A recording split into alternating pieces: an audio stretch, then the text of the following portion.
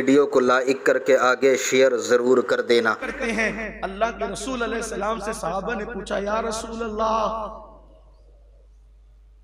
काफिर को तो गाली नहीं दे सकते, क्या शैतान को गाली दे सकते?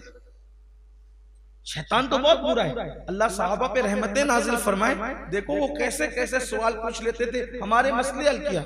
अब शैतान तो बहुत बुरा है ना, तो शैतान को गाली, क्योंकि लोगों से जिना वही करवाता है, शराब वही पिलवाता है, इसी तरीके से कुफ्र वही करवाता है, शिर्क वही करवाता है, सारे गंदगी तो उसने कर रखी है। शैतान को गाली दे सकते हैं? अल्लाह के रसूल अलैहि सलाम फरमाते नहीं, हमारे मजहब में शैतान को भी गाली देने की इजाजत नहीं है। मजहब इस्लाम शैतान को भी। अब बताओ मुझे मुसलमानों, थोड़ा सा इस हदीस पे गौर करो।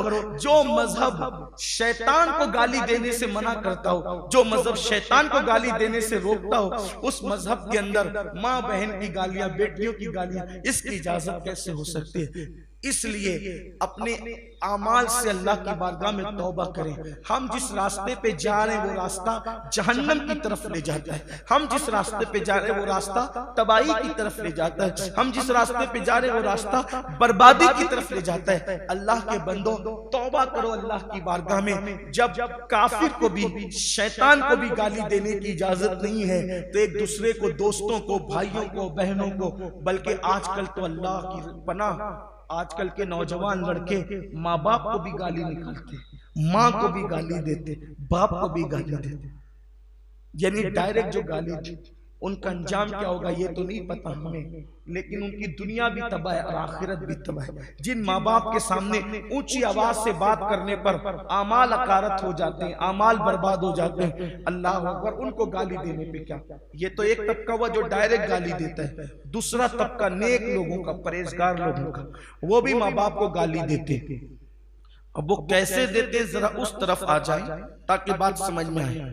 अल्लाह के रसूल अलैहि सलाम ने फरमाया, ऐ मेरे सहाबा, अपने माँ बाप को गाली न दो। क्या फरमाया? अपने माँ बाप को गाली न दो। सहाबा ने हैरत से कहा कि या रसूल अल्लाह सल्लल्लाहु अलैहि वसल्लम, कोई अपने माँ बाप को गाली कैसे दे सकता है?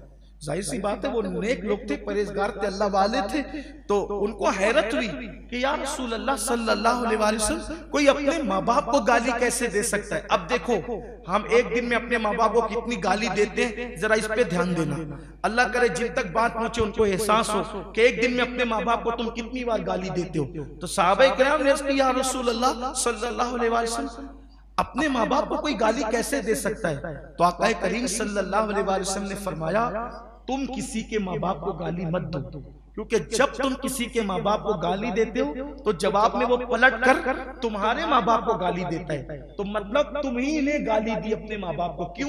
क्योंकि अगर तुम किसी के माँ बाप को गाली न देते तो कोई तुम्हारे माँ बाप को गाली क्यों देता? तो तुम्हारे माँ बाप को गाली किसकी वजह से पड़ी? तुम्हारी वजह से। इसलिए तुम अपने माँ बाप को गाली मत दो, यानी तुम किसी के माँ बाप को गाली दोगे तो वो पलट कर तुम्हारे माँ बाप को गाली देगा। इसीलिए अल्लाह के रसूल अलैहि सलाम ने फरमाया, अपनी बीवी के सामने उसके माँ बाप को बुरा मत कहो। क्यों?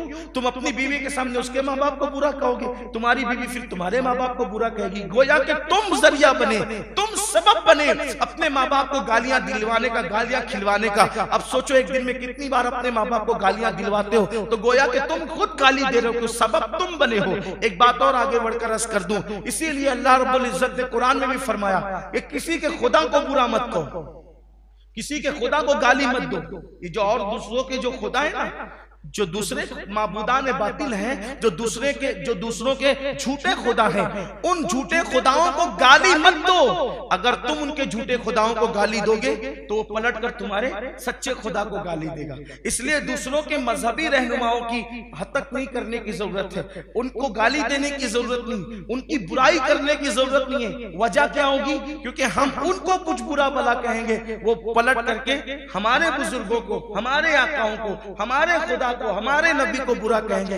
यानी इस्लाम कितनी एहतियात बता रहा है। काफिर को गाली देने की इजाजत नहीं, शैतान को गाली देने की इजाजत नहीं, दूसरों के झूठे खुदाओं को गाली देने की इजाजत नहीं। अब आप मुझे बताएं फिर हम किस रास्ते पर जा रहे हैं? इसलिए अल्लाह के बंदो, अल्लाह की बारगाह में सच्ची तौबा करो और अल्लाह की बारगाह में पलटो। आज से ये अहद करो कि कितने भी गुस्से में आएंगे कभी गाली नहीं देंगे। अल्लाह के रसूल अलैहि सलाम जब बहुत ज्यादा गुस्से में आते थे, बहुत जलाल में आते थे, क्या फरमाते थे पता है? हाय हाय हाय, एक जुमला हुजूर की जबान से अक्सर सुना जाता था। हुजूर कहते थे तेरी नाक खाक आलूद हो। क्या कहते थे? बहुत जलाल होता जब, बहुत गुस्सा। हज़रत अनस इब्न मालिक कहते हैं मैं बच्चा था जब से हुजूर के साथ रहता था, 10 साल तक हुजूर की खिदमत की, कभी मुझ पे गुस्से में नहीं आए, कभी नाराज नहीं हुए, कभी ये भी नहीं कहा कि ये काम क्यों नहीं किया, ये काम क्यों किया, कभी नहीं।